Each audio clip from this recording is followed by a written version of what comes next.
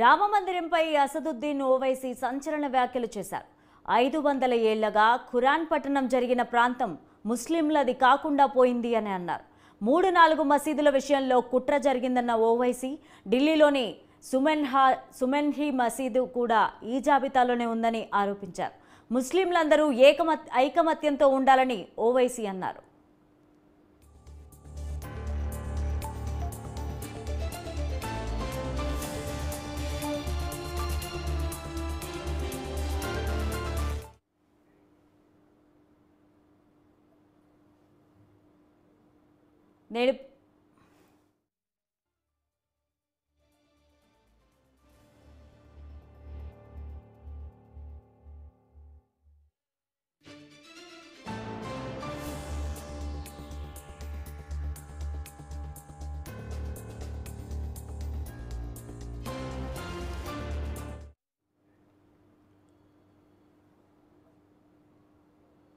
ముస్లింలందరూ ఐకమత్యంతో ఉండాలని ఢిల్లీలో సుమెన్హి మసీదు కూడా ఈ జాబితాలోనే ఉందని ఓవైసీ ఆరోపించారు.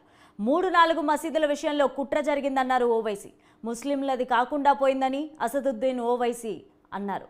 500 ఏళ్లుగా ఖురాన్ పఠనం చేసిన ప్రాంతమని అన్నారు.